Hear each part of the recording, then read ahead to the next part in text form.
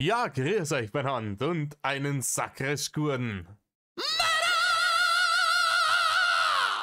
Jetzt Kasperl. Leute, es ist wieder soweit. Der gute Bewährungsversager mit ganz wichtig, und ich haben uns wieder zusammengefunden, um das Thema emotionale Liebe in Rainers Kommune zu besprechen. Lieber Bewährungsversager, schön, dass du da bist. Wie geht's dir? Mir geht's gut, danke. Und dir? Ja, Feierabend, die entsprechende Feierabendhalbe auch schon am Start. Alles einwandfrei. Sehr gut. Also ich habe in deinem Ton schon ein wenig 'n Lachen gehört, Ja, irgendwie, als in, du über emotionale Liebe gesprochen hast und dass wir uns das jetzt hier vornehmen. ja, es ist, keine Ahnung. Ich bin der festen Überzeugung, Rainer ist zu emotionaler Liebe nur einer Person auf der Welt gegenüber fähig, und zwar Rainer Winkler. Ja, absolut. Ich glaube, Rainer Winkler liebt Rainer Winkler mit abgöttischer Inbrunst, und alle anderen Menschen sind ihm geschmeidig scheißegal. Ich glaube auch, der wird auf sich selbst manchmal neidisch oder eifersüchtig. Mhm. Weil er so geil, Auf wir haben in dem einen Video, das ich neulich besprochen habe, was war das, Polska-Bärchen, festgestellt, er ist einfach zu krass. Er ist leider einfach zu krass, man kann nichts machen, er ist so krass. mhm. Ja, er ist halt 'n ganz besonderer Mensch. Äh, ich kenne die Scheiße hier noch nicht. Was glaubst du, kriegt das hin, über emotionale Liebe zu schwadronieren, ohne aufs Bimsen zu kommen? Ähm, es hier glaube ich schon, weil er hier von emotionaler Liebe spricht und nicht von körperlicher Liebe. Ich glaube, das wäre 'n Extrathema, oder? Ja, wahrscheinlich, aber ich glaube, er vermischt es dann trotzdem. Es könnte gut sein, ja. Der körperliche Liebe-Aspekt, da hatten wir gestern mal kurz drüber geschnackt. Leute, es kann sein, äh, komischerweise, weil auf Ofis Zweitkanal, Heilige Ofenkäse 2, ist ja dieses Video seit Wochen online und auch monetarisiert, soweit ich weiß. Aber es kann sein, dass gegen Ende dieses Leaks, von dem wir ja noch weit weg sind, So im Mai. dass da Passagen kommen, wo wir ein bisschen vorsichtig sein müssen, die ihr dann vielleicht nicht von uns reacted kriegt, ähm, weil da anscheinend schon andere Leute drüber gestolpert sind, was Strikes und sowas angeht. Ja. Aber wie gesagt, das ist noch weit in der Zukunft. Ne? Und tja, ich sagen, start mal ein. Hockt euch hier als einmal mehrere, reißt euch Häube auf, und der Bewährungsversager kriegt den ersten Playbutton. Ne? Jo. Thema emotionale Liebe. Emotionale Liebe. Also ein starkes Gefühl der Emotionale Liebe, emotionale Liebe, emotionale Liebe. Zusammengehörigkeit ist für jeden anders. Die Mehrheit aller Menschen tendiert dazu, sich einen Partner zu schienen und mit diesem eine Beziehung einzugehen. Nicht wenige dieser Paare trennen sich im Lauf des Lebens wieder. Hast du irgendeinen Strahl, was zu Schienen, was da eigentlich stehen sollte? Ich glaube, suchen, Wie kommt man oder? von Würde Suchen Sinn auf, machen. wie kommt man, ja, das würde Sinn machen, aber wie kommt man denn von Suchen auf Schienen? Also, Ja, ich weiß nicht, was da wieder mit ihm los war, hm. aber ja, ich habe gestern oder vorgestern auch mit Sigrid Videos gemacht und da ging es auch ums Lesen und auch wenn er irgendwas eingeblendet hat und da waren auch wieder ganz, ganz, ja, wilde Wörter dabei. Apropos dieses eine lange Video, was ist da, das ist ein Zusammenschnitt von Sachen, die ihr schon mal gemacht habt. Was war das? Ja, das ist dann neu bearbeitet, aber weil, ja, das ging damals nicht vernünftig durch, hat immer wieder Probleme gemacht oder war nur kurz online. Das hat immer mal verschiedene Gründe. Aber das ist 'n Zusammenschnitt aus 2 Videos. Ah Das ja, stimmt schon, okay, ja. nee, nee, weil ich mich gewundert hatte, dass er da so, ja, jetzt ist dann bald Halloween, das ist schon seit über einem Monat rum. Ja, ja, Aber das ist, ihr wisst inzwischen schon auch, dass Reini gar nicht bei Marion war, ne? mhm. Gut, gut. Ja, ja, Äh, ah, richtig. Also weil sie bei jemand sowas Neues kann kennt. es immer mal wieder sein, dass da irgendwas nicht ganz aktuell ist. Ich habe auch schon mal ein Video hochgeladen, was ich vor einem Jahr oder sowas schon mal oben hatte. Und dann war es gelöscht wieder, weil es da Probleme mit YouTube gab. Da zum Beispiel welches war's? Mit den Eigenschaften. Da gehe Hm. ich, glaube ich, so 50 negative und 50 positive Eigenschaften durch Wort für Wort. Und das Video ist von letztem Jahr irgendwann. Und ja, es ist sehr erschreckend. Also positive habe ich absolut keine bei Rainer feststellen können. Der Käsepries. Negative einfach. Wenn man so drüber nachdenkt, war das schon krass. Also es sind wirklich noch 50 oder 60 negative Charaktereigenschaften, wo ich da so vorlese, alphabetisch sogar, und einfach jede, bis auf, glaub, eine oder zwei, treffen bei Rainer zu. Ja, Also das ist wie mit den 7 Toten. Aber weißt du, was mir hier gerade noch einfällt? Es liest sich fast wie ein bisschen wie Shein. Vielleicht hat er sich einfach gedacht, man bestellt sich eine im Internet oder so. Keine Ahnung. Shein, ja, das sagt mir irgendwas. Aber, Das ist doch auch irgend so eine das ist Billig-Klamottenmarke eine oder billige sowas, oder? Klamottenmarke. So, das ist Kick für Arme, also für noch Ärmere. Es ist Also, wild. Aber, mhm. aber ganz ehrlich, ich traue mich wetten, Rainer hat schon mal versucht, irgendwie im Internet die Fühler auszustrecken, ob er sich nicht doch irgendwo eine aus dem Katalog bestellen kann. Also eine, die nicht Nein sagen darf, weil sie ansonsten abgeschoben wird oder so. Ja, das hätte er ja durchaus machen können, als er noch dieses Geld hatte.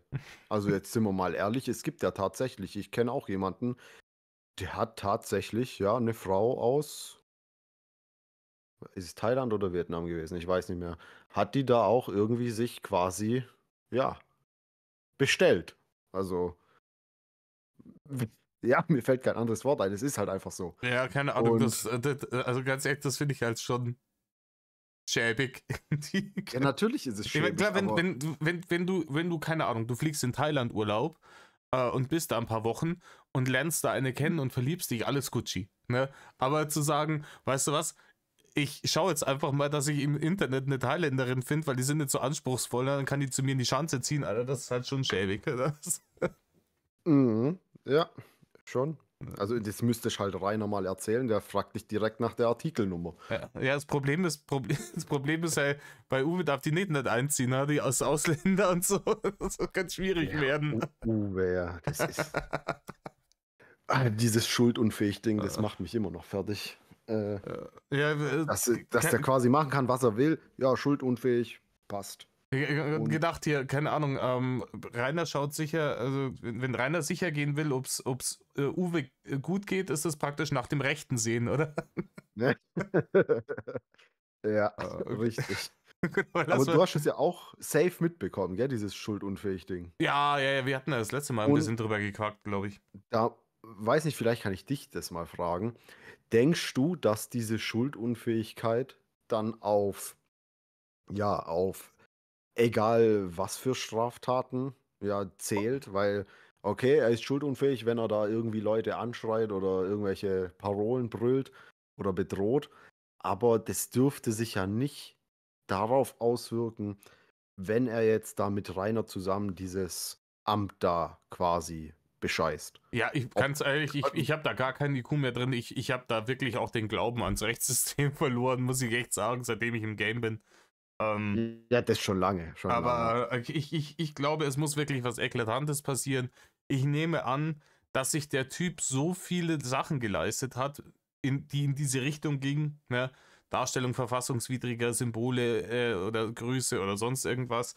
Leute beschimpfen, Leute bedrohen und sowas. Und nie wirklich was Ernsthaftes passiert ist, dass die Staatsanwaltschaft sagt, ja, ich kenne meine Pappenheimer und wir verfolgen das, weil wir verfolgen das nicht weiter, weil da passiert eh nichts und wir haben genug zu tun, um uns mit richtigen Verbrechern dass die halt einfach aus Überforderung sagen, wir geben dem jetzt dieses Prädikat Dom und dann müssen wir uns darum nicht mehr kümmern und können uns um die richtigen Idioten kümmern, was natürlich wild ist, weil das Mhm. natürlich verfolgt gehört, aber das wäre so meine einzige Theorie, wie das irgendwie Sinn machen kann.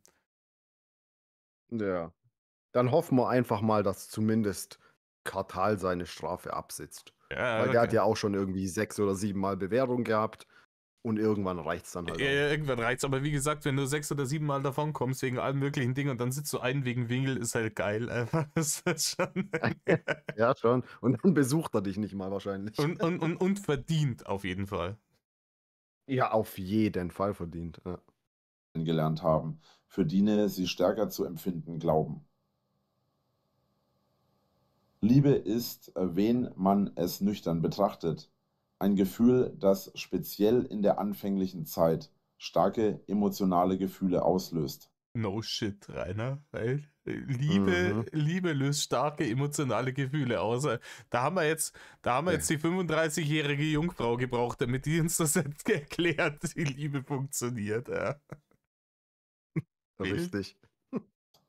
Mit der Zeit stellt sich der Alltag ein und die Gefühle sind zwar noch da, aber man hat das Gefühl, sie wären schwächer. Paare, die aus 2 Personen bestehen, trennen sich pro Person mindestens 3 bis 10 Mal im Leben. Was? Das heißt im Endeffekt, die trennen sich dauernd. So wie er es gesagt hat, das ist dasselbe Paar, das aus 2 Personen besteht und die trennen sich halt einfach 10 Mal. Quelle Rainer, trust me, Bro. Ja, okay, hier steht ja pro Person. Ja, klar, aber Paare, die. Also er fängt es an, Paare, die aus 2 Personen bestehen, trennen sich pro Ach so, Person. ja, jetzt. Das ist das Gegenprinzip zu alle 11 Minuten verliebt sich jemand über Paarships. Ja, aber nicht ineinander, gell? Ja, wenn sich eine Person über Parship verliebt alle 11 Minuten, dann hilft das überhaupt niemandem, was? Das ist genauso wie hier. Aber es ist alles wild. Und im Übrigen, keine Ahnung, hört sich jetzt vielleicht schnulzig an, aber keine Ahnung, ich bin jetzt auch schon ein paar Jahre mit meiner besseren Hälfte zusammen und also das mit den Gefühlen, die schwächer werden, das habe ich irgendwie noch nicht, ne? Also, das freut mich für dich. ja, das finde ich auch Aber schön. ja, das stimmt. Klar, es kommt irgendwann auch so eine Routine rein, in den Alltag und so weiter. Aber ich glaube, mit der Zeit werden Gefühle, wenn es eine richtige Beziehung ist, auch eher stärker dann. Ja, So, ich weil find das halt geil, je besser man sich kennt. Und ich habe dann immer so Situationen, wo ich mir denke, so, du hast dir genau die richtige ausgesucht. Das ist, wenn wir zum Beispiel uns irgendwas im Fernsehen anschauen und irgendjemand entweder in der Serie oder in der Doku oder sonst irgendwas super dumm und bringt irgendeine dumme Scheiße und ich habe eine kreative Beleidigung auf den Lippen, aber meinetwegen, keine Ahnung, ich trinke gerade ein Bier oder bin gerade am Essen und komme nicht dazu, sie zu äußern und meine Frau sagt das dann genauso, wie ich es mir gedacht habe. Und ich so, yes. Wir hassen Da weißt dieselben du, Dinge, das verbindet. du hast alles richtig gemacht Ja. dann. Paare, die aus Ob 3 Rainer oder das mehr auch so Partnern bekommen bestehen. würde? Nee. Ja, Glaub ich nicht. nee, keine Ahnung. Das ist nicht geil. Seine mehrfachen zeitgleichen Partnerinnen haben das halt, weil die hassen auch dieselben Dinge, die hassen alle ihn. Sogar die aus Denken können ihn nicht ausstehen, wahrscheinlich. Nicht mal deren Kinder. Ja. Weißt du, keine Ahnung. Wenn er reiner Bauchredner wäre, dann wäre diese ganze Shit so scheiße damals mit dem Gehen wir zur Mama. Hätte das wahrscheinlich, gehen wir zur Mama, fick dich, du fetter Hurensohn. Stehen weit seltener. Wobei es dazu, soweit ich weiß, keine offizielle Statistik gibt. Wenn es dazu keine Statistik gibt, dann halt ein fettes Maul, Rainer. Ey, woher nimmt er das dann? Weißt du, da stellt er wieder irgendwas auf und sagt dann, es wäre ein Fakt. Ja. So, als wäre es ein Fakt. Das, und keine Ahnung, es gibt Paare, die aus 3 oder mehr Partnern bestehen, gibt es halt verschwindend gering.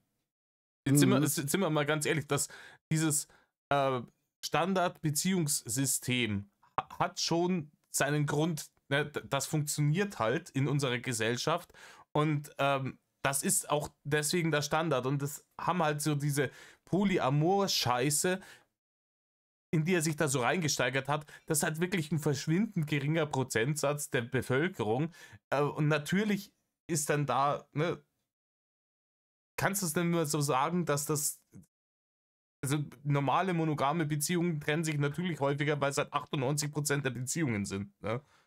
Richtig, genau. Also, wenn man mal über so Statistiken reden will, dann ja, ne, das Thema schneide ich jetzt hier nicht an, weil Ja, aber ich möchte ein Video schützen. das ist sehr löblich von dir, danke. Aber Ja. ganz ehrlich, Statistiken, Rainer liest doch keine Studien durch. Rainer zieht sich diese Statistiken einfach aus dem Arsch. Er gibt dir hier sogar zu, dass es keine offiziellen Statistiken gibt.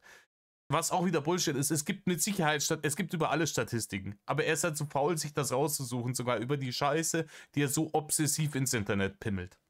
Und da Statistiken ja in Zahlen im Normalfall ausgedrückt werden, kann er damit sowieso nichts anfangen, weil überleg mal, das ist der neutrale Zuschauer, Fans, alle zusammenfasst und es dann mit Hatern vergleicht. Ja.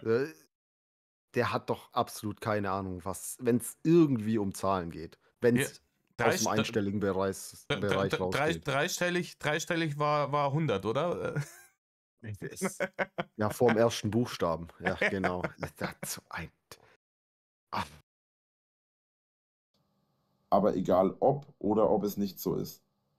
Die monogame Beziehungsform ist heutzutage etwas überholt, wobei viele daran festhalten. überholt. Was? Das ist ja mal meine Güte. Der wird er am liebsten wie in so einem Hamsterkäfig wohnen und leben. Ja, vor allem, Monogam ist überholt. sie ist eben nicht überholt.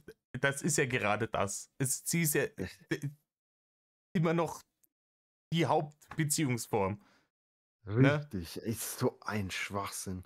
Sagen wir mal, dieses Bild einer klassischen, traditionellen Familie, ja, Mann und Frau, die Kinder haben oder so, das ist vielleicht überholt, weil es ganz, ganz, ganz viele andere Beziehungskonzepte gibt, ne?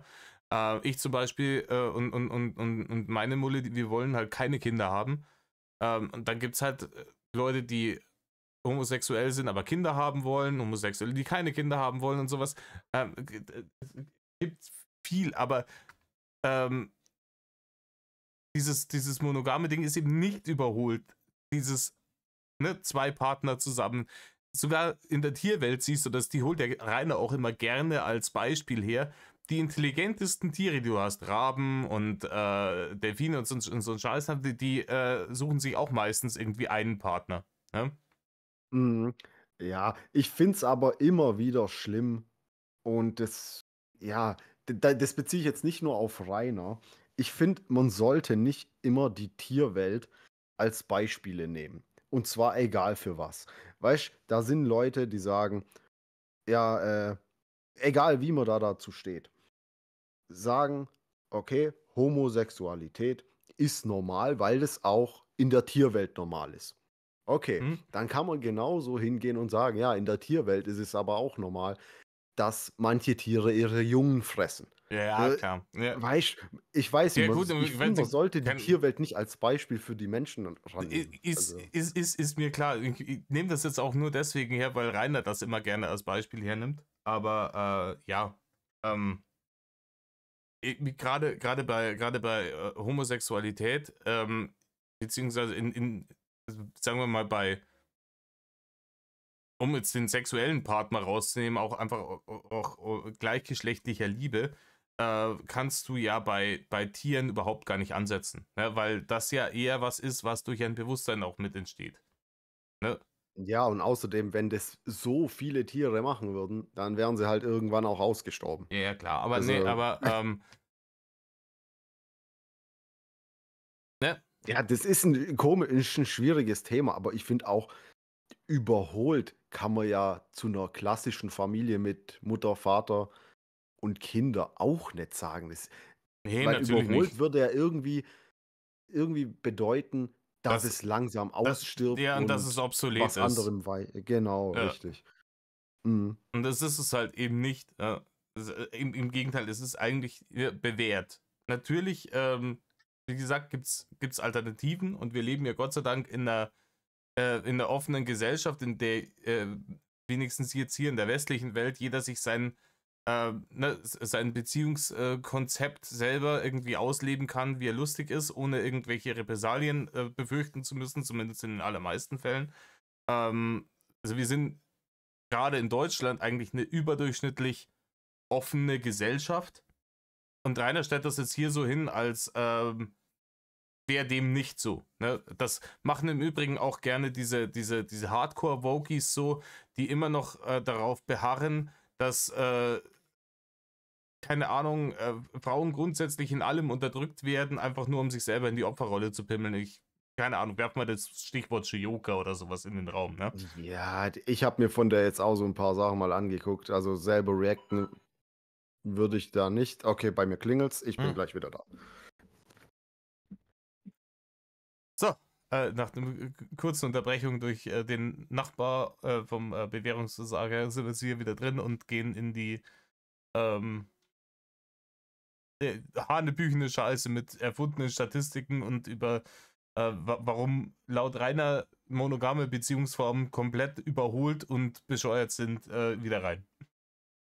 Auch wenn die polyamore Beziehungsform bereits seit langem gibt, ist der Begriff erst in den 90er Jahren entstanden. Wichtig hierbei, eine polyamore Beziehung ist keine offene Beziehung, wobei eine polyamore Beziehung auch offen geführt werden kann. Es ist vielmehr eine Beziehung, in der mindestens eine nicht alle Beteiligten, sowohl emotional als auch körperliche Beziehung miteinander bzw. mehreren Personen führen. Das hat er schön Copy-Paste aus Wikipedia rausgenommen, oder? Da bin ich mir auch ziemlich sicher. Bis auf das, dass er dann seine eigenen Wehen und so einen Scheiß noch reintut. Ja, aber ja, was weiß ich, keine Ahnung. Ich kann es mir schwierig vorstellen, wenn da Leute sagen, die sind da super happy damit.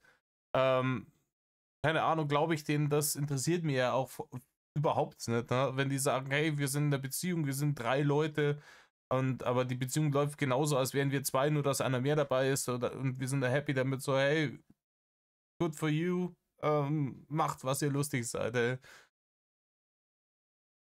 Ja. Ja, keine Ahnung. Also es macht halt immer, bei mir macht es halt irgendwie immer einen Unterschied, ob da irgendwie noch Kinder involviert sind. Also ich weiß nicht, ob das so cool ist für die Kinder, wenn, was weiß ich, die haben eine Mutter und 2 Väter. Weiß ich nicht, Oder umgekehrt, ich weiß nicht. Ja, okay, dann ist der Vater halt schon ein Player, aber trotzdem. Das, da hast du ein bisschen Vorurteile, kann das sein? Ja, aber nee, keine Ahnung, ich seh das bei Kindern grundsätzlich irgendwie jetzt kein Problem. Irgendwie, wenn das einfach eine stinknormale Geschichte ist, sehe ich kein Problem damit. Auch wenn die Okay. Kinder in der Beziehung haben, solange die einfach stinknormal, liebevoll mit ihren Kindern umgehen, so wie alle anderen auch, und keine Ahnung, weil nicht einer von denen aus dem Gefüge, jetzt nimmst du an, du hast jetzt 3 Leute in dieser Partnerschaft, ne? Das Kind kann ja biologisch nur von 2 davon sein, ne? Maximal. Solange da nicht einer irgendwie dann das Kind scheiße behandelt, weil es halt nicht sein eigenes ist, sondern das Kind halt einfach ein liebesvolles Umfeld hat, in dem es aufwächst, sehe ich da gar keinen Stress damit irgendwie. Okay. Kann ich so akzeptieren. Thema körperliche Liebe. Jetzt wird's interessant. Jetzt wird's interessant, auf jeden Fall. Ich sage es mal ganz offen, ich persönlich würde gerne eine Liebeskommune mit euch gründen, in der man sich 3 bis 4-mal die Woche, vielleicht auch öfter, sexuell in Gruppen liebt und miteinander auch körperlich Spaß hat. Du wolltest auch gerade Pause machen? Ja, komm. Ja, 3 bis 4-mal die Woche, vielleicht auch öfter und dann in Gruppen. Das ist wie, Also, ich hab neulich ein Ding gesehen, irgendwie über so eine Panne, überkrass linke WG, die da gesagt haben, ja, wir haben einmal in der Woche haben wir WG-Plenum, oder da hätte ich ja fast auf die Tastatur gekotzt. Ich meine, ich bin selber WG was? Plenum. Also, dass man sich dann zusammen sitzt, das läuft wie so eine, wie so ein Bundestagsplenum halt, ne? Wo die da dann So, zusammensitzen jetzt. und dann labern, ne? Wo du Mhm. denkst so, also ich bin selber relativ politisch links eingestellter Mensch, also aber weit weg von diesen ganzen Woke-Idioten. Aber das kommt mir jetzt gerade so vor, nur in pervers. Ne?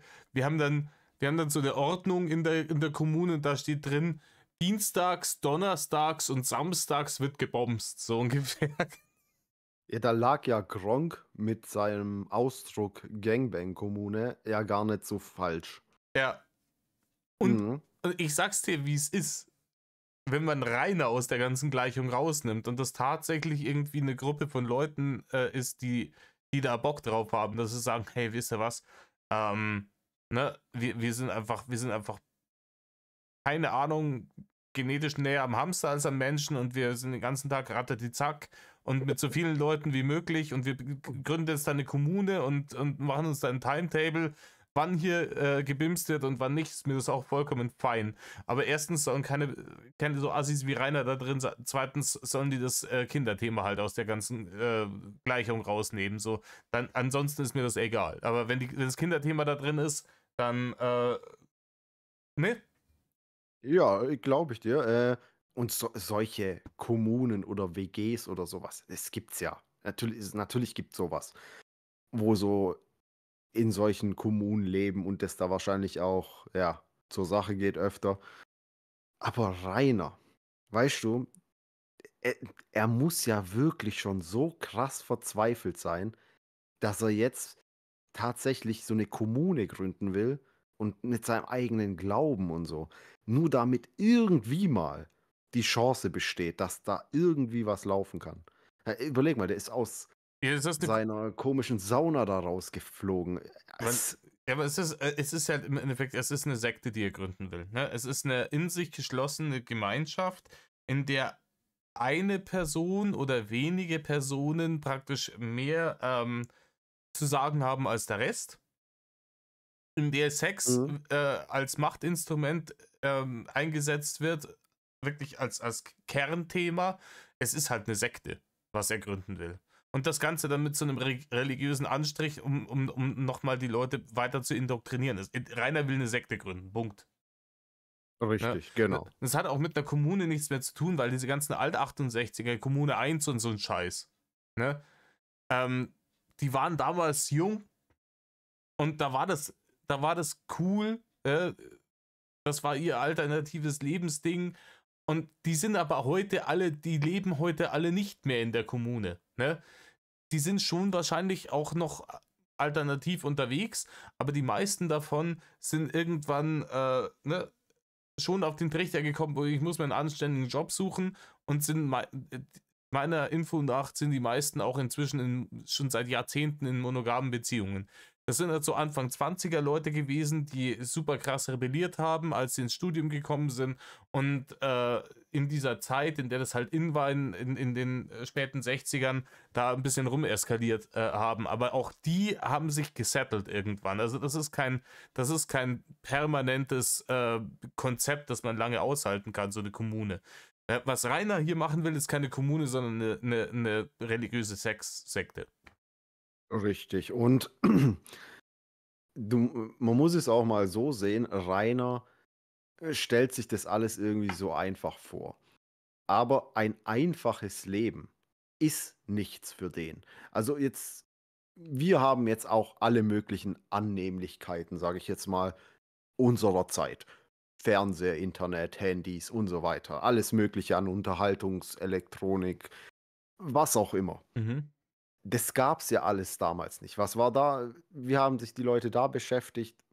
Haben, was weiß ich, gelesen oder sonst irgendwas. Ja gut, Das Fernsehen machen gab es halt in Leute den heute. 68ern schon auch, also, ne? Ja, aber die waren ja da auch noch nicht so krass verbreitet wie heute. Und es gab ja auch noch bei weitem nicht so viel Programm. Ja, klar. So.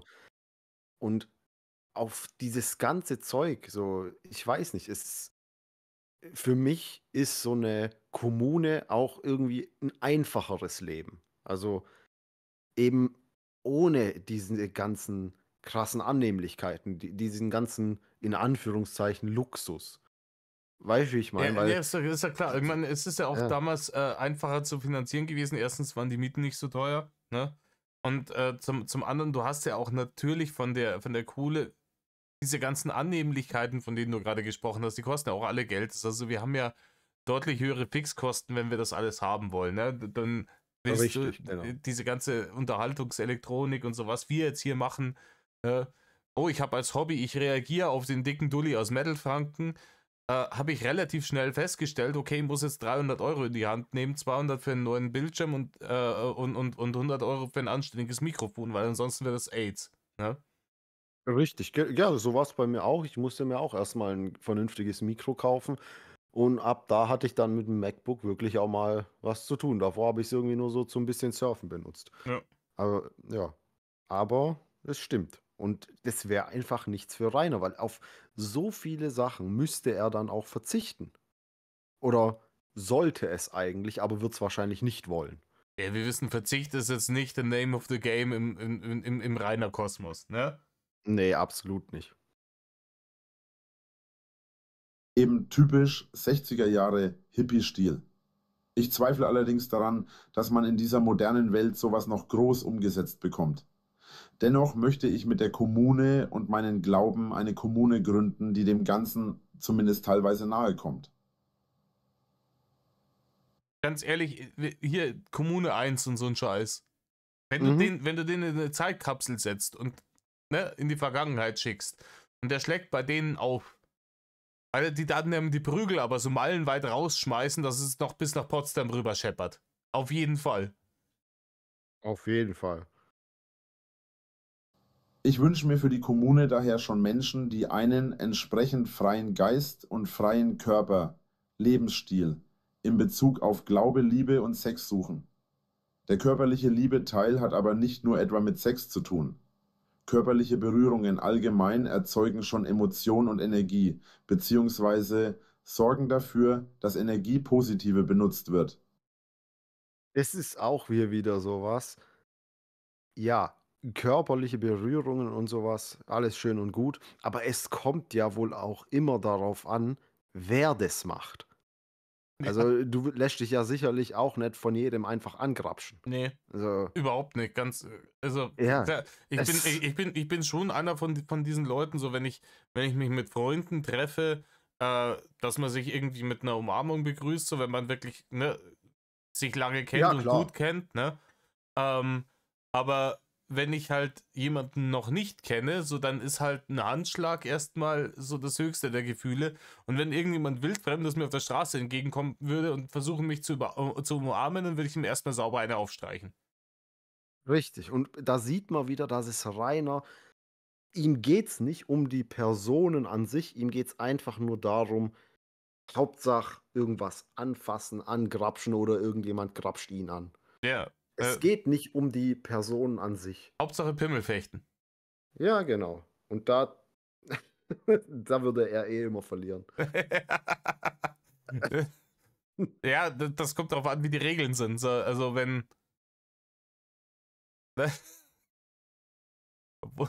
Der könnte halt Ja, gar nicht, komm, führ aus. er könnte halt gar nicht antreten, weil er einfach unbewaffnet ist, weißt du? Schon. Und das ist ja gerade Hoch. Und das ist ja gerade nach unserem Glauben das, was wichtig ist. Ein glückliches und Das ist schon wieder unser Glaube, Alter. Wer ist Noch denn nicht, wir? noch nicht eine zweite Person ist in dieser komischen Kommune und die ganze Zeit redet er von wir. Vielleicht rechnet Rainer auch einfach übers Durchschnittsgewicht so. Keine Ahnung. Der Ja, dann sind es zu durchschnittliche, viert. das durchschnittliche Erwachsene wiegt 80 Kilo, sind wir schon 4. Einwandfrei. Mhm. freies Leben mit freiem Geist und Ja, oder 3. Ich glaube, ja, 3. Ja, Ne? 3. Körper kann man nur erreichen, wen man Menschen hat, die ebenso empfinden wie man selbst. Sex ist ein wichtiger Bestandteil des Lebens, ohne den sogar Leben gar nicht möglich wäre. Ich habe Zeit meines Lebens nie verstanden, warum das Thema Sex für viele ein solcher Graus ist. Warum sie sich schämen, über ihre Genitalien oder die ihres Partners zu reden. Was ist schlimm daran, wen man es soft oder härter mag? Es ist ja kein Problem damit, daran irgendwie darüber zu reden. Ja. Es kommt aber drauf an, mit wem und in welchem Umfeld. Und wie? Also, Ne? und nicht im Internet. Und So, ganz ehrlich, es ist natürlich so, dass gerade Sexualität ein sehr intimes Thema ist und viele Leute halt einfach mich inbegriffen der Meinung sind, so, okay, so die krassen Details, die gehen halt niemandem was an. Weil das was ist, was ich intim mit meinem Partner erlebe. Und das geht sonst eigentlich niemandem was an. Das ist Privatsache, etc. Ne? er versteht halt einfach nicht, dass nicht jeder so denkt wie er. Das geht nicht in seinen Schädel rein. Er denkt halt wirklich, was er für normal hält, ist in der Allgemeinheit auch so. Und versteht dann einfach nicht, dass es halt nicht so ist. Rainer ist das typische Beispiel dafür, wenn die Leute sagen, dieser unkontrollierte, extreme Pornokonsum führt bei manchen Leuten zu einem absoluten Realitätsverlust, ne? Richtig. Und in Rainers Kopf, Okay, in Rainers jetzt Kopf, ist DHL da. okay. Sorry. Jetzt ist DHL, war kurz da, ja, jetzt sollte es auch keine weiteren Unterbrechungen mehr geben. Ich hoffe nicht. In Rainers Kopf ist das, was er auf PH sieht, ist die Realität, so wie das. Und natürlich wirst du da auf die, egal ob es jetzt PH oder X-Hamster oder sonst irgendwas ist, wirst du natürlich einfach mit allem zugeballert. Ne? Wird ja alles bedient und das ist ja auch wirklich, passt ja auch, weil das ist ja eine Plattform, wo du genau dafür hingehst. Richtig, genau. Was er halt nicht checkt, ist, dass das mit der Realität, wie Menschen in Beziehungen ihre Sexualität ausleben, überhaupt nichts zu tun hat. Aber gar nichts. Und Nee, da ist es nicht so, dass die Frau irgendwie einen Klempner ruft und der bombst die dann. Nee, die muss dem dann in Wirklichkeit Geld geben. Kennst du das, kennst du diesen Spruch so von wegen, certain websites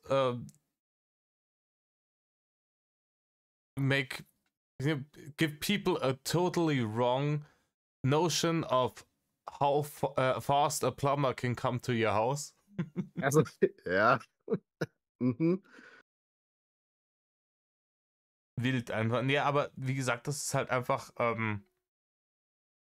der ist halt komplett, der ist halt kaputt gewichst, der Mann. Ne? Ja, er sagt ja auch immer, ich weiß nicht, wie du da dazu stehst. Er sucht nicht nach speziellen Darstellern oder Darstellerinnen, sondern er gibt einfach nur irgendwas ein und dann, das guckt er sich an. Das, was halt jetzt gerade kommt. Das stimmt So, nicht, ich weil weiß wir kennen das ne, er ist ja gehackt worden, gerade auf diesen Seiten und man weiß ja, was er mit gefällt mir da angeklickt hat. Okay. Das kam ja, ich weiß nicht, ob es letztes oder vorletztes Jahr war, es war Ende des Jahres, irgendwann in einem November, Dezember geschickt, ich glaube, es war vorletztes Jahr, nagel mich nicht drauf fest. Okay.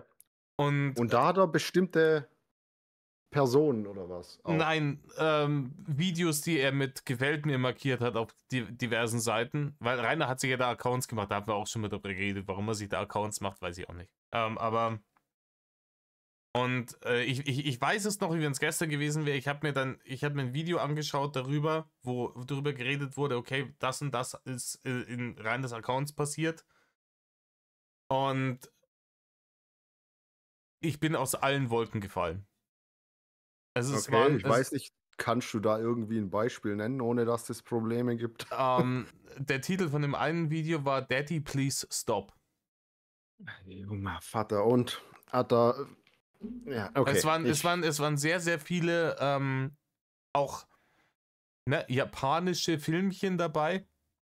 Gezeichnete. Ja, ja, auch da, also da waren viele Sachen dabei, in denen die Protagonistinnen, ne, zwar in der Lore, in Anführungsstrichen, Mhm. uralte, Jahrhunderte, Jahrtausende alte mystische Wesen waren, ähm, die aber, ne, weil sie mystische Wesen waren, trotzdem ausgesehen haben wie, ne, Ja, wie nicht, seine Poster an der Wand. nicht, Ja. nicht, ne, nicht volljährige Personen, ne? Mhm. Nur dann halt Ja. irgendwie mit, keine Ahnung, Hasenohren oder sowas, dass man sagen kann, das ist ein mystisches Wesen, aber im Endeffekt ist es halt, ne, das böse P-Wort. Ne? Und, Ja. Einfach nur perverser Scheiß. und solche Sachen fand er halt geil. So, da habe ich halt irgendwie auch dezent Hasslatte geschoben. Mhm. Ja, verständlich.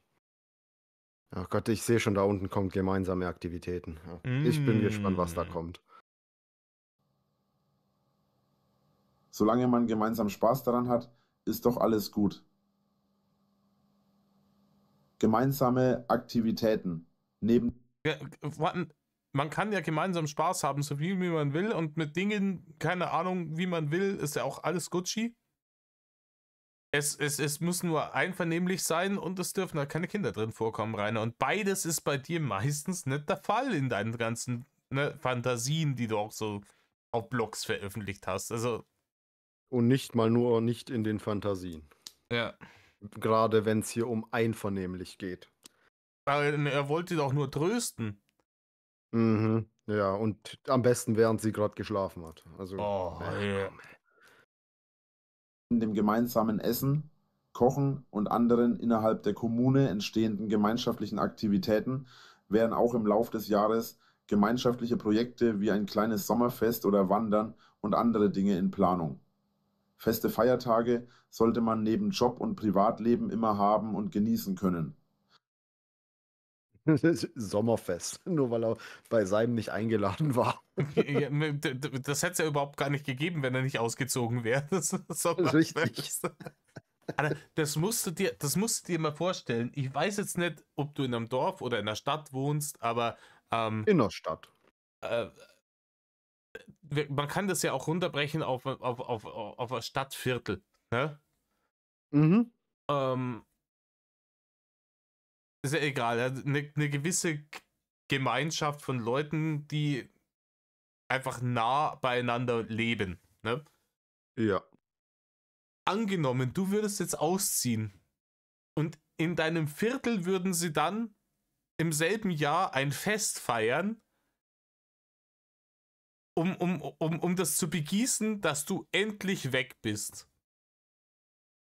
Ganz Ja, ehrlich, schon ein wenig traurig. dass man dann nicht irgendwann einmal das Hirn einschaltet, ne, zu reflektieren und sagen, oh ja, ich glaube, ich bin das Problem hier.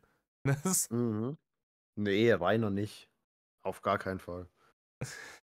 aber Er hat Sommerfest. ja sogar noch versucht, die Leute dorthin zu hetzen. Aber ganz ehrlich, ich sag's dir, wenn wider allen Widrigkeiten diese Kommune jemals gegründet wird Rainer nicht zum Sommerfest eingeladen. Nee, Das ist glaube ich auch 100%. nicht. Wenn diese Kommune gegründet wird, dann gehe ich da auch hin. Weil da steht ja, man muss nicht unbedingt nackt sein. Es wird sich halt gewünscht von ihm. Aber ja, Ja, dann wohne ich da aber auch mal ein bisschen er will und ja da auch klär so die Leute auf. einen kommerziellen Campingplatz haben und so ein Scheiß, ne? Mit Kiosk und Restaurant und so ein Shit. Dann gehen wir da hin, ne? Dann gehen wir mal campen. Ja, überleg mal, das stellt dir dann, du hast da wie so eine Art, ja, Vorstellungsgespräch und dann fragt dich Rainer, ja, was arbeitest du? Dann sagst du, ja, ich mache so Videos über so ein Fetten im Internet und das bringt halt auch ein paar Bar mit. Das kann ich ja auch von hier aus machen. Internet haben sie ja, ne? Stimmt, ja, genau. Davon abgesehen, wenn man mal eine feste Grundstruktur in der Kommune hat, so nach beispielsweise 4 oder 5 Jahren, kann man auch regelmäßig Tag der offenen Tür oder so machen, wo man Interessierte an der Kommune einladen und sich diese anschauen lassen kann. da die Kommune im Großen und Ganzen ja als ein Meinst du, der Tag der offenen Tür in Reiners Kommune läuft so ab wie diese Backroom-Casting-Couch-Pornofilme? Fake-Taxi. Nee, weil er sagt, diese anschauen lassen kann. So. Dann müssen Ja. die sich ausziehen und dann müssen sie sich umdrehen und dann müssen sie sich nach vorne überbeugen. Spread your cheeks. Jetzt stell dir mal vor, Rainer würde auch sowas machen, so ein Casting-Format. Und dann einfach auf der Zahncouch. Und mit dem Fettfilter, so wie bei DSDS hier Dieter Bohlen diesen Antifaltenfilter drüber hat, kriegt er dann diesen Fettfilter drüber. Da wird das jetzt live ins Internet gestreamt. Mhm. Ja, der Deutschland, Filter, der kann das ja, weil Reini bewegt sich ja dann nicht viel. Deutschland sucht das Supersektenmitglied. Mhm. eine selbstversorgende, autarke Gemeinschaft gedacht ist, wird es nicht so viel Kommunikation nach außen geben. Jedenfalls wäre das die grundlegende Idee. Kinder und Jugendliche in der Kommune. Im Übrigen, nicht zu viel Kommunikation nach außen ist auch deutliches Anzeichen für eine Sekte. Ne? Also das Abschotten der Mitglieder gegenüber der Außenwelt und vor allem gegenüber sämtlichen ursprünglichen Bezugspersonen, Familie, Freunde, die man vorher hatte und sowas, ist wirklich so ein Kernding bei Sekten. Ne? Damit du die Leute aus ihrem sozialen Gefüge rausnimmst, um maximale Kontrolle auf sie ausüben zu können. Das ist halt wirklich einfach hier Colonia Wingeldat war das bei Serial Talk hat das, glaube ich, so genannt. Mhm. Na, das ist. Weißt du, für ihn ist es ja leicht, das zu sagen, weil er halt außerhalb von dieser Kommune ja niemanden hätte. Oder mein Schmaion kommt da ab und zu vorbei oder Uwe. Ui, da haben sie dann doch ihre Dreiecksbeziehung, oder? Mario und Uwe Rainer. Stell dir das mal vor und der Uwe, der flankt einfach die Marion weg. Ja, Rainer flankt die Marion nicht weg, weil Kalade kriegt. Ja? Ja, richtig. Damit verdient er heute noch sein Geld. Du hast unser Video gesehen. Ja. Wie bereits zuvor erwähnt, suchen wir neben Einzelnen oder auch Paaren Familien mit Kindern. Unsere Kommune soll sich ja auch nach uns selbst noch vergrößern oder zumindest halten können. Ich krieg so Hasslatte. Mhm. Ich krieg so Hasslatte. Man kann ja, er hat ja gesagt, man kann ja Leute rekrutieren für diese Kommune, die Interesse, also du kannst ja wirklich sagen, hey, wir wollten gerne so eine Aussteigerkommune gründen, ja, in der es um Selbstversorgung und um Bimsen geht, ne? Leute, die irgendwie so ein Lebenskonzept befürworten, können sich bei uns melden. Mach mal hier Tag der offenen Tür, ist alles Gucci. Ne? Und dann schaust halt einfach, dass du immer neue Leute dazu gewinnst. Aber neue Leute, die halt freiwillig da reingehen, weil sie volljährig sind, voll geschäftsfähig und sich aus freiem Willen da reinbegeben. Leute da mit Kindern Ja. es ist absolut indiskutabel.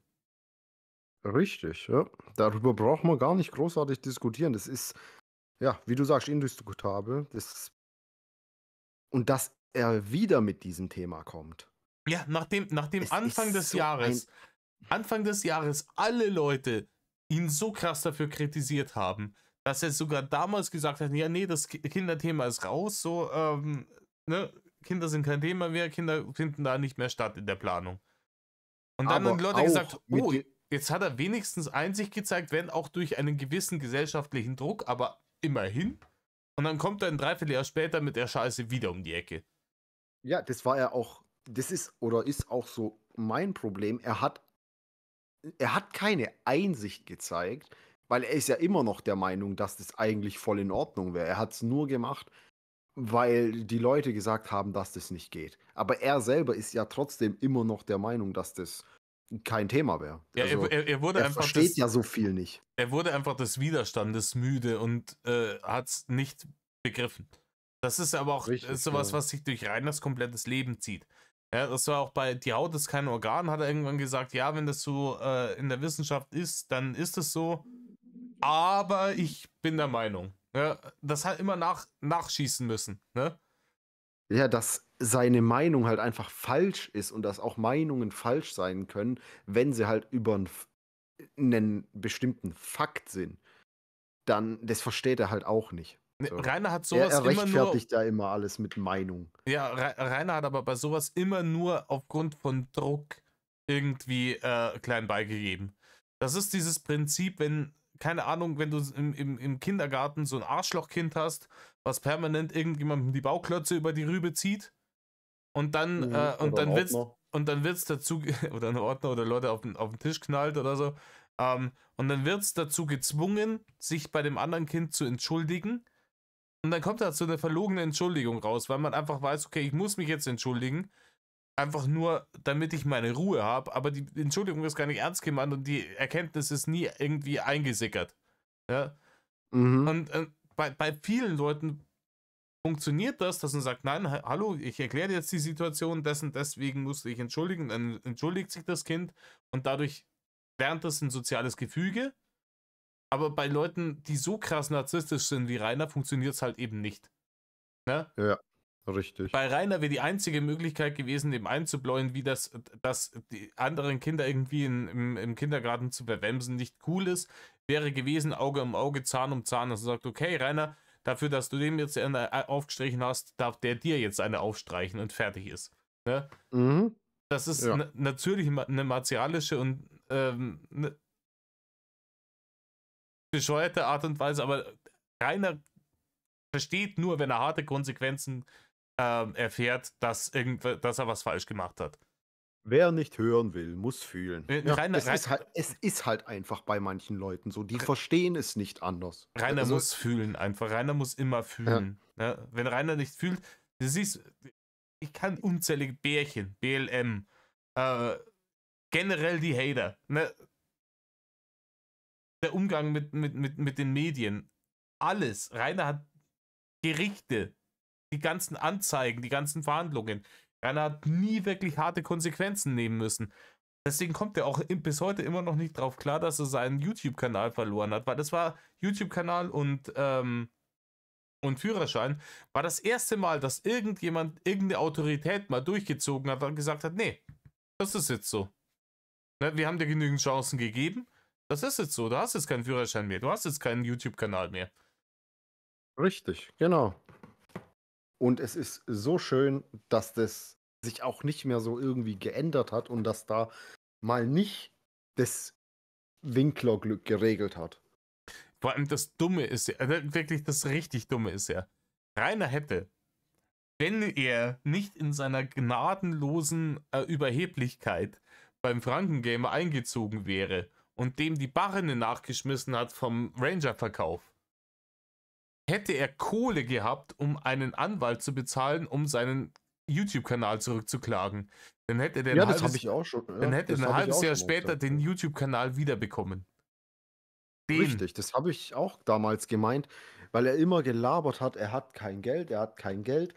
In dem Moment, als er den Ranger verkauft hat, hat er knapp 25, 26, 27.000 Euro gehabt. Ja. Und da hätte er locker einen Anwalt holen können. Ja gut, er hat den Ranger lange verkauft, bevor er den Kanal verloren hat.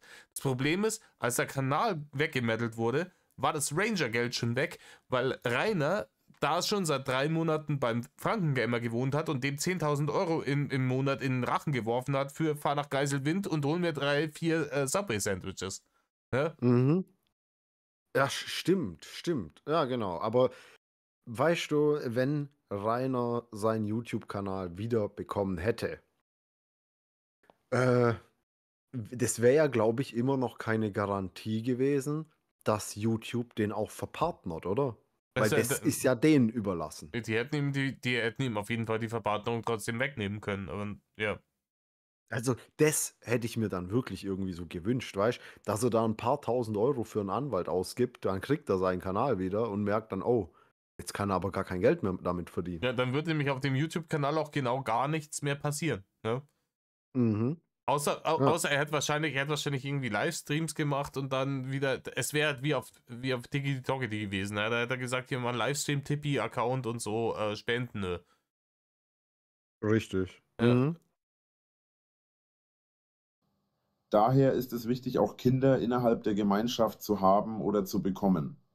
Nun sehen viele das sicher schon als Problem in Bezug auf freie Liebe und Freikörperkultur. richtig. Dazu haben wir eine klare Meinung. Kinder werden vom Thema Sex natürlich ausgeschlossen, solange sie unter 18 sind.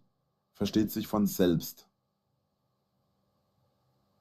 Thema FKK. Äh, Reiner, kurze Zwischenfrage.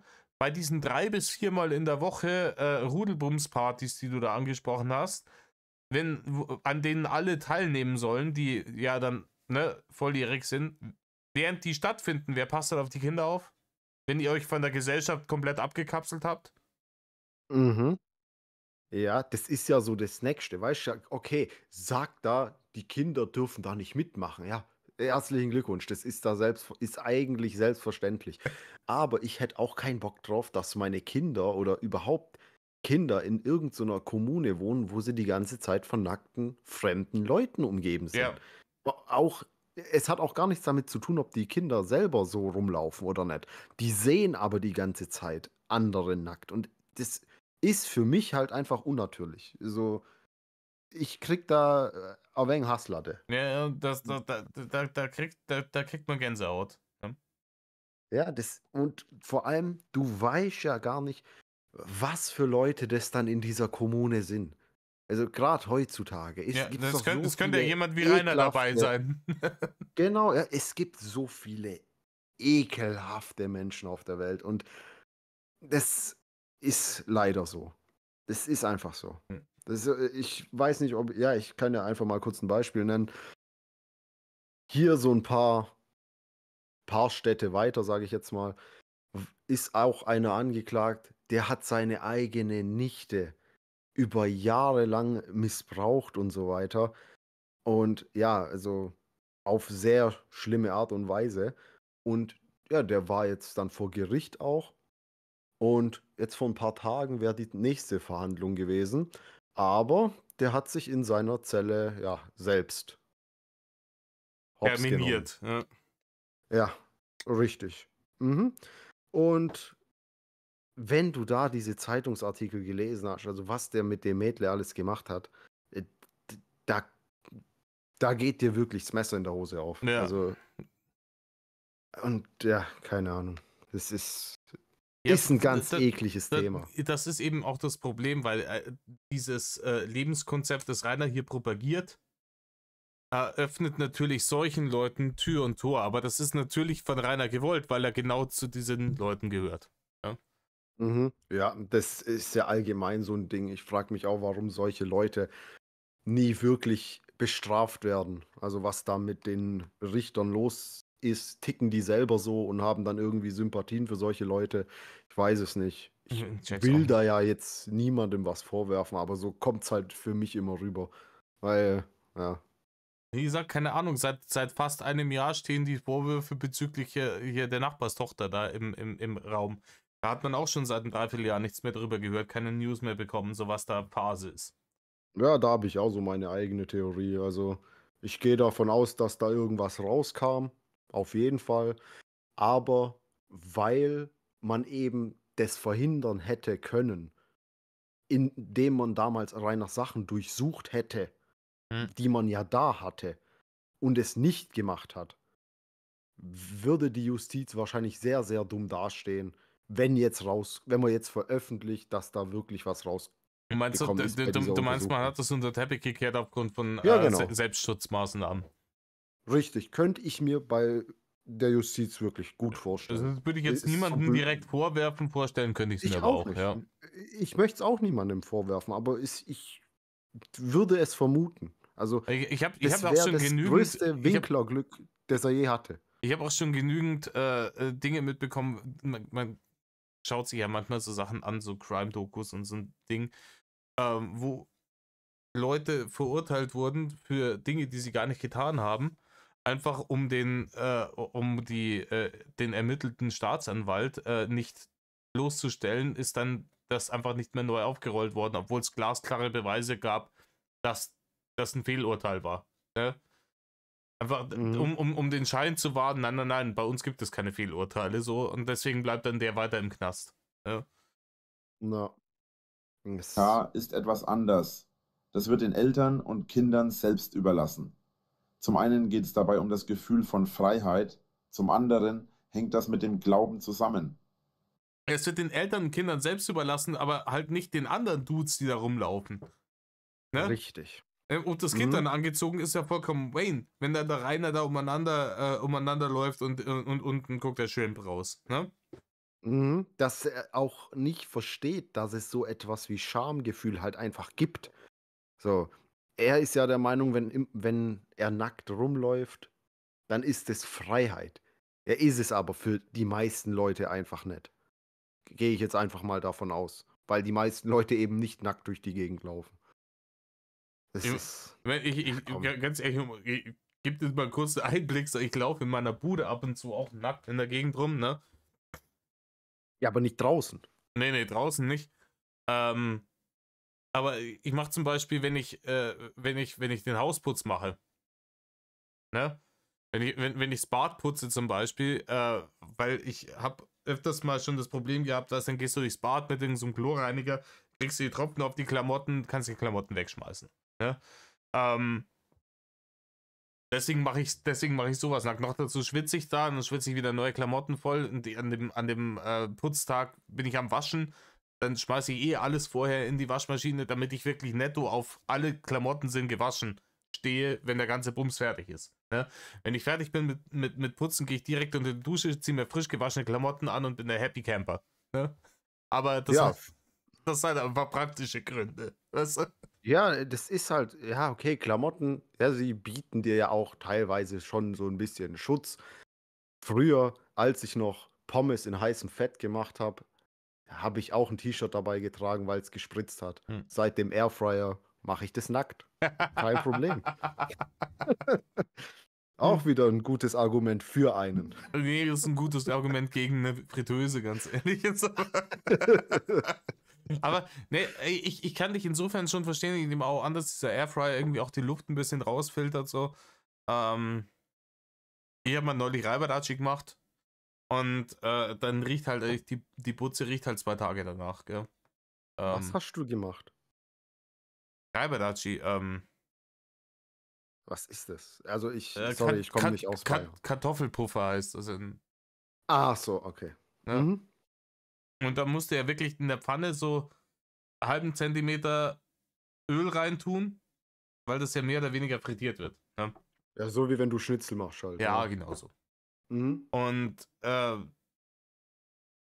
ist halt dann schon scheiße, aber die Putze riecht halt echt nach altem Fett danach. Ja, was glaubst du, wie es bei Rainer riecht? Ja, Rainer hatte ja die Fritteuse. Das war ja tatsächlich das einzige Ding, was er sich hat irgendwie schenken lassen oder gekauft. Ich glaube, er hat sich schenken lassen, was regelmäßig benutzt wurde, weil Fett. Ja. Und das Fett hat er ja mit Sicherheit auch nicht oft gewechselt. Ach, Schmano, da hat er höchstens, wenn es mal Brand hat und ein bisschen zu wenig Fett drin war, dann hat er vielleicht mal seine Locken gerungen, ne? Einfach mit dem Kopf drüber und dann so und die Haare so ausgedrückt über der Fritteuse, dann war wieder voll. Alter. Was Gesetze angeht, so ist auch hier kein Problem zu erwarten, da die Freikörperkultur da ja offen ist. Wie gesagt, Thema Sex ist klar von den Kindern getrennt.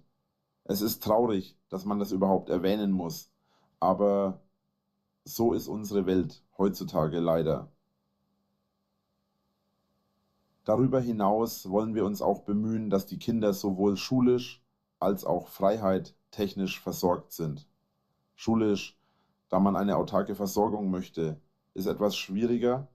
Damit müsste man sich zu dem Zeitpunkt beschäftigen, wen es Familien mit Kindern gibt. Nee, du musst dich davor damit beschäftigen, bevor da Kinder reinkommen. Weil wir immer noch in Deutschland leben und es da eine Schulpflicht gibt. Mhm, richtig. Aber es ist immer so, das ist ja bei Rainer immer die Sache gewesen. Es war ja auch Anfang des Jahres, du erinnerst dich, als er mit dieser Kommunenidee das erste Mal in die Öffentlichkeit gegangen ist und die Leute gesagt haben so, ja, aber Rainer, das und das und das und das und das und das, wie wird denn das geregelt? Ja, ihr kommt da viel zu früh mit irgendwelchen Details um die Ecke. Um das muss man sich kümmern, wenn es mal soweit ist. Und das ist Rainers grundsätzliches Problem, ist immer ein Problem für Zukunftsrainer. Ja?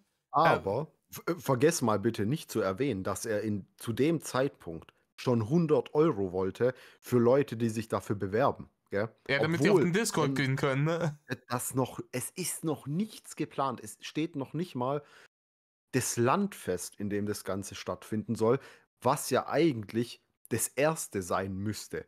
Weil je nachdem, in welchem Land du das machst, sind andere Gesetze, Ja gut, andere Gegebenheiten. aber das war ja der winklerische Standardbetrug. Das hat mich ja schon gar nicht mehr schockiert. Das war ja vorher schon so, ja, ich brauche so und so viel Geld für die MPU. Die Leute haben gespendet für die MPU. Ein paar Monate später sagen sie, was ist jetzt eigentlich mit dem Geld, was sie dir gespendet haben für die MPU? Ich habe nie gesagt, dass das für die MPU bist. Bann. Richtig. Hier ist ja dann so, gibst du 100 Euro für die Kommune und dann hätten tatsächlich irgendwelche Schwindsüchtigen ihm 100 Euro für die Kommune gegeben und dann gefragt, was ist jetzt in der Kommune? Dann hätte er nie gesagt, dass das für die Kommune ist. Bann. Das ist halt der Standardbetrug. Spendet mir 50 Euro, kriegt er ein Poster mit Widmung. Wo ist mein Poster mit Widmung? Bann. Ja. Meinst du, er hat ja, ihm wurden ja tatsächlich aus diesem Lager da irgendwelche Sachen geklaut, unter anderem die ganzen Poster und so weiter. Da gab es ja diese Liste, was er. Ja, die Poster sind 4.000 Euro wert. Ja, nicht ganz, ich glaube so 1.100 oder 2.000 Euro oder sowas. Oder so. Aber way too much. Er hat mit 25 Euro pro Poster gerechnet, genau. Und es waren irgendwie 46. Also er hat mit dem gerechnet, wofür er sie hätte verkauft. Irgendwie. Keine Ahnung. Meinst du, er hat da irgendwie was bekommen? Weil normalerweise, wenn da irgendjemand dieses Lager leer räumt und da irgendwas klaut, dann muss es doch irgendwie also auch versichert sein. Also von diesem Betreiber von diesem Lager. Weil kann ja nicht sein, da wird alles leer geräumt und dann bist du dafür verantwortlich. Ich habe keine Ahnung, ob die Leute, die das Lager leer geräumt haben, da tatsächlich erwischt wurden, wie da die rechtlichen Konsequenzen für die Leute waren, wenn sie erwischt wurden. Streng genommen, ja, wenn nehme ich stark an, dass du gibst ja deine Wertgegenstände in die Obhut dieser Leute, bezahlst dafür, dass sie darauf aufpassen. Und wenn die dann abhanden kommen, haben die dafür gerade zu stehen, also die Betreiber von diesem Lager. Aber diese schwindligen Beträge, die er da reingeschrieben hat, so und so viel 1.000 Euro für den Play-Button, ne? Lächerlich. Ne? Also der hat halt für die dreckigen Luans, vollgeschissenen Luans wird er nichts gekriegt haben. Der ganze andere Schrott, das war ja alles nichts wert. Keine Ahnung, auch diesen Play-Button kannst du ja kein Preisschild dran machen, weil den kriegst du ja umsonst von YouTube. Ja? Ich glaube 2.000 Euro oder sowas wollte der für den. Der wollte auch 50 Euro für diese Trackmaske, die du für, was weiß ich, einen Zehner oder sowas bei Amazon bekommst. Vollkommen schwindlig. Wie gesagt, alles, was da drin war, da war vielleicht das Master-Schwert noch das, was am meisten wert war.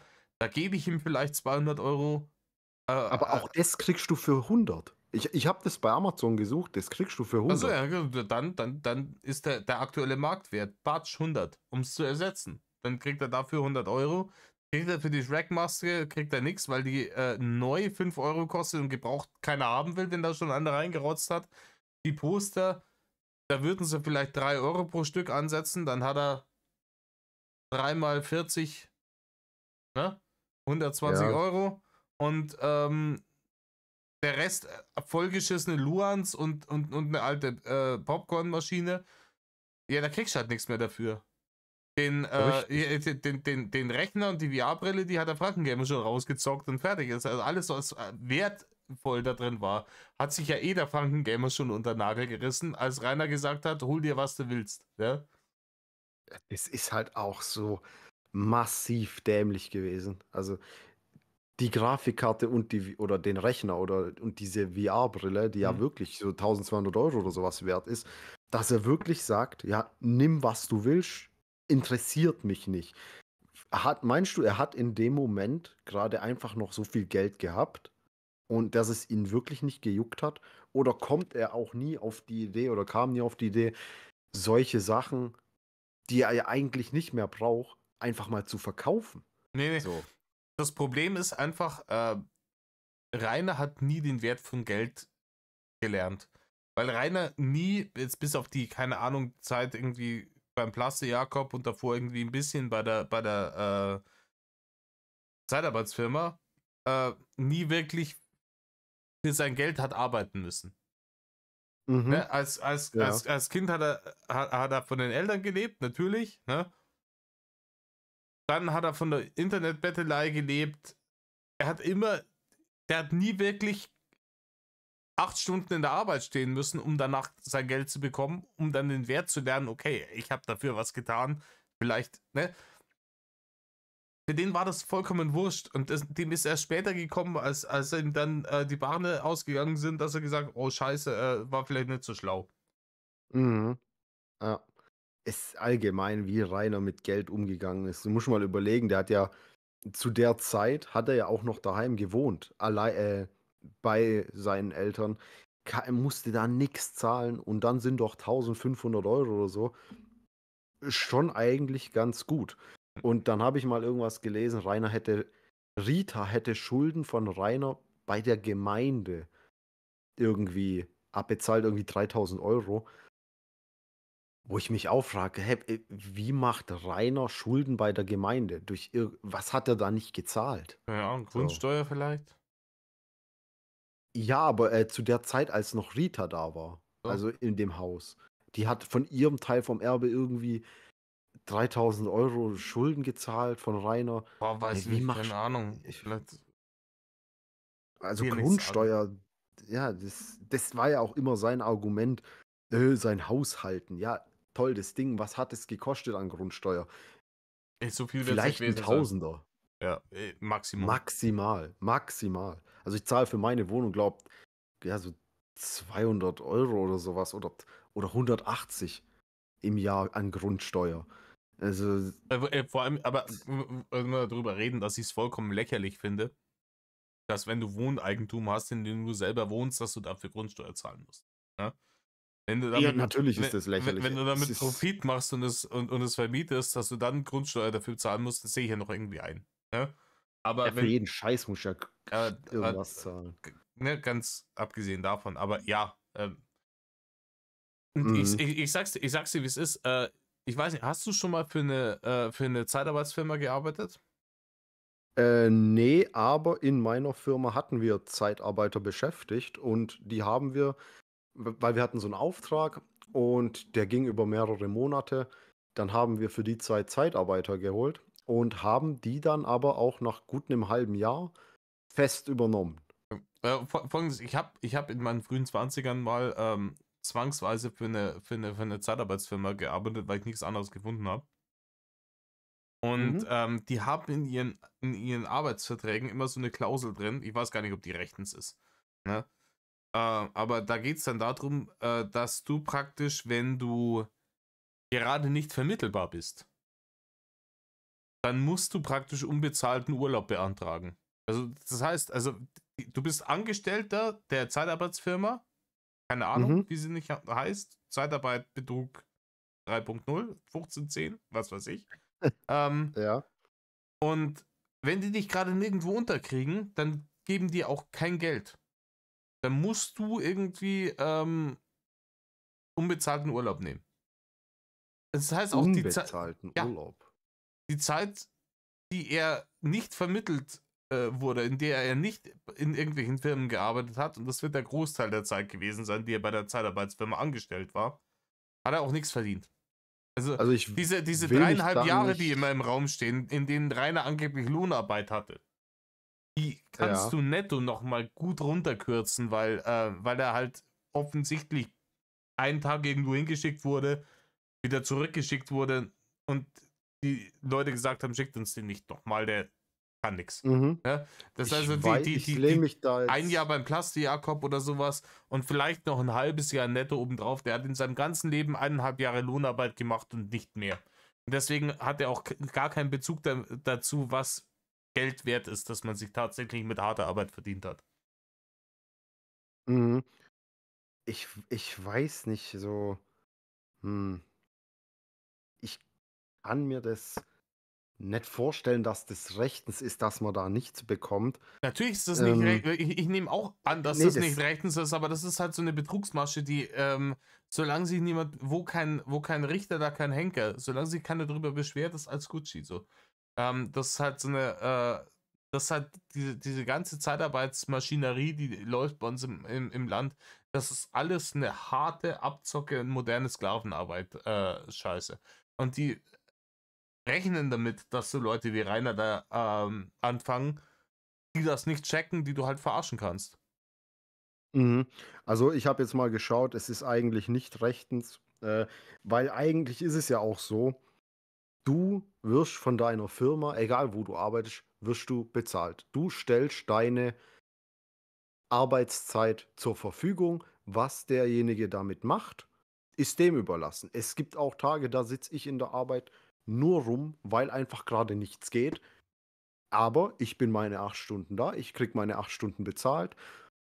Ja, Und eben, ja, klar, es ist das Problem vom Arbeitgeber. Der muss dir Geschäft geben. das ist klar, ne, Und ja. das ist klar, aber wie gesagt, ich habe das selber erlebt und Mhm. ich war selber jung und dumm und brauchte das Geld, ne, und hab halt das trotzdem unterschrieben, aber ich weiß, wie das läuft. Und ich nehme nicht an, dass ein reiner Winkler dann, ich glaube, dass der auch dann, der hat ja noch zu Hause gewohnt, hat da zu Hause den Kühlschrank leer gefressen, den Rudi voll gemacht hat, dass der dann gesagt hat, ja, dann bin ich halt zu Hause, ist easy, ja, da kann ich mehr Pokémon spielen, Mhm. ne? Ja, kann ich mir auch vorstellen, ja. Aber ja, Rainer, dieses Arbeitsthema bei ihm, das triggert mich eh immer so heftig. Weißt du, wenn der da auch schon mit Ende 20 irgendwie gesagt hat, er hat in seinem Leben genug gearbeitet, das hat mich schon immer so getriggert. Ja, So, da hat noch gar nichts gearbeitet. Aber lass ja. den Ding, wir sind jetzt schon irgendwie bei 1 Stunde 17, lass den Scheiß jetzt hier fertig machen und dann beim nächsten Punkt Pause, oder? Okay, können wir mal. Mhm. Grundlegend steht es aber den Eltern frei, ihre Kinder in naheliegende Schulen zu schicken. Da aber das Sie müssen wieder unterbrechen, steht ihnen nicht frei. Die müssen. Die müssen. Ne? Und wenn man das nicht macht, muss man sogar Strafe zahlen, Ist ja? richtig so, ja. Und die Mhm. Kinder werden dann zwangsweise in die Schule gepackt. Und Ja. wenn du es hart übertreibst, dann können sie die Kinder auch wegnehmen. Ne? Mhm. Schulsystem gerade in Deutschland mehr Roboter als Kinder will, halten wir von dem etablierten Schulsystem nicht viel. Andererseits heißt es ja nicht, dass die Kinder, wenn sie alt genug sind, in der Kommune bleiben wollen, und somit ist eine vernünftige Ausbildung ebenfalls wichtig. Da es derzeit noch keine Eltern mit Kind gibt, stellt sich das Thema nur theoretisch. Ja. Aber Rainer muss seinen Sohn anrufen. Ja. Ja, und das andere Kind muss zur Mama gehen. Mhm. Aber wir, aber wir werden uns da zeitnah auch mit befassen, sollte es zur Notwendigkeit kommen. Was Aktivitäten außerhalb der schulischen Aktivitäten angeht, so werden wir alles daran setzen, einen Spielplatz und andere Beschäftigungsmöglichkeiten zu schaffen. Da die Kommune ja hoffentlich auch einige Mitglieder haben wird, werden sich hoffentlich zwei Leute finden, die sich immer etwas um die Kinder kümmern und mit ihnen beschäftigen können. Mindestens Es aus seinem Mund zu hören, ey, das. Ah. Ganz ehrlich, bei den Leuten, die dieses Konzept anlockt, da würde es mich nicht wundern, dass es, ne, wenn es nicht reichlich Freiwillige gibt, die sich gerne um die Kinder kümmern wollen. Am liebsten alleine. ohne dass irgendjemand Mhm. anderes dabei ist, der da ein Auge drauf hat. Ja, Weil das das ist. das ist Pedobait. Einfach, oder? Ja, sagt dir Original Play was? Nee. Das ist so, habe ich so eine Doku, nicht Doku, ja, so einen TV-Bericht gesehen, ist noch gar nicht so lange her. Das sind auch in Deutschland irgendwie Kindergärten und ja, die bieten das an, dass erwachsene Leute da hinkommen und mit den Kindern da einfach so, ja, spielen, so auf dem Boden, turnen und sowas und auch die Kinder da so, ja, weil es halt eben kleine Kinder sind, die das noch nicht richtig checken. Ja, dann auch mal so anfassen und so, am Rücken oder am Bein und so. Boah, Muss da ja, und das ist ohne, dass die Eltern das wissen. Also, du kannst da einfach hingehen und irgendwie sowas da machen. D Also, würde ich da als Vater das mitbekommen, dass da irgend so 'n Typ da mal ein Kind da irgendwie so, ja, angrabbelt, ja, ich da. will ja, genau, ich würde dem alle Zähne rausschlagen und der Erzieherin im Kindergarten auch. Ja. Also, das ist ganz eklig, Alter, Hm. so was. Ja, ey, wir sind jetzt Gott sei Dank irgendwie Mindestalter für die Kommune ist dann der nächste Punkt, wo wir einsteigen können. Dann haben wir Gott sei Dank das Kinderthema hinter uns gebracht. Ne? Da haben wir jetzt Mhm. Ja, aber was wird denn den das Mindestalter sein? Also, äh, hier steht in der ersten Zeile, dass 18 Jahre ist. Ne? ja, Ähm, aber, komisch, dass Kinder in dem ganzen Text davor schon ewig vorkamen. ja gut, Also, darüber können wir dann im nächsten Ding schwadronieren. Wir haben es heute geschafft, OG in 1 Stunde 20 Minuten, 7 Minuten von diesem Bums zu reacten. ja, okay, dann korrigiere ich mich mit meinem Mai von vorhin. Ich würde so August tippen. Wahrscheinlich eher so. Ja. Oh, okay. Nee, Leute, ich hoffe, wir konnten euch unterhalten, auch wenn wir sehr weit abgedriftet sind, oft irgendwie vom Thema. Aber hat dann vielleicht so ein bisschen so Podcast-Charakter. Das mögen die Leute auch immer ganz gerne.